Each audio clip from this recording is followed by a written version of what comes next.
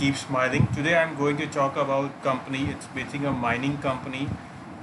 Basically the company name is Hindustan Zinc Limited. 2000. It's a Group A company listed in Bombay Stock Exchange and top 200 companies. Company is basically one of the largest zinc, lead, and silver producer. And zinc, it is basically ranked globally by the Dow Jones and first in Asia for sustainability. It has 6 ongoing major projects going on in India. So basically, this company deals into say materials or minerals like zinc, lead, and silver, which has a very strong demand in companies for commercial use. It is used for say iron and medicines and silverware, and for electrical wirings, which has a great of good quality. This is basically their total metal production capacity of zinc, lead, and silver, all used for basically commercial and industries and for other various purpose. So basically, their consumer are basically all industry or industry based company and big players basically. It has a market capitalization of 79,414.87 crore. The company has a history of paying regular dividend and what we say special dividend periodically, which is a very good sign as it shows company strength and its income, and it's able to produce good revenue for its shareholder. Its PE value is par to the industry standards, that is 11.67, which is a good sign, and the company can have a good growth story in future. The company has invested like its book value is increased by 19.95%. Basically, the investment, so they require basically heavy investment for the machineries, for mining, for processing of the all the minerals they get from the extraction. So they require heavy investment, heavy equipments. So their book value will keep on changing, and basically it will have a increasing its trend.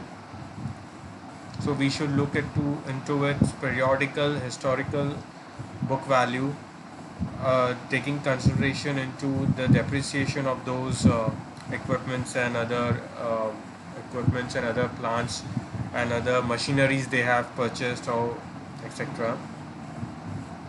Their net profit declined by 14.46, EPS declined by 2.72%, and return on asset declined by 4.25% in 2020.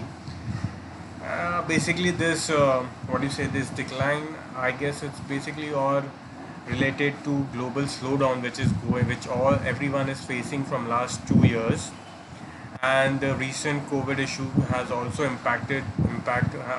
impact on the sales income of the company. And basically it deals into all the industry. It has all the industry based customers. So it's like one industry is hampered, all the chain gets affected. So it has nothing to worry about this company. They are good on going, and interest coverage ratio has also declined by 17%. That this reason again might be because of the global slowdown, plus their heavy investment required for the extraction of the minerals and processing, and due to the slowdown of the economy, there might be some issues of payment. The 10-year price chart is this way. The company has basically in 2011 declared bonus, as well as they have split the shares. So right, they have come from some you can see over here from 13,000 high, they have come to around say 200 to 300 level of marking. Their average high for the 10-year is 452 rupees 0.75%, and average low is 216.67. This is their shareholding pattern. Promoters have remained the same from last year, and for I guess for a couple of years the percentage of promoters are same. They don't have any pledging, which is a very good sign. The foreign investment have declined. That again might be due to the pulling of investors for what we say to the global slowdown. They okay. This is basically chart. Their financing, bank, and investment shares have declined a bit. The insurance companies have increased a little bit of shares. Mutual fund have also increased, but very minor. Mm, the solution, I guess, for this company, they are going good. It's nothing to worry.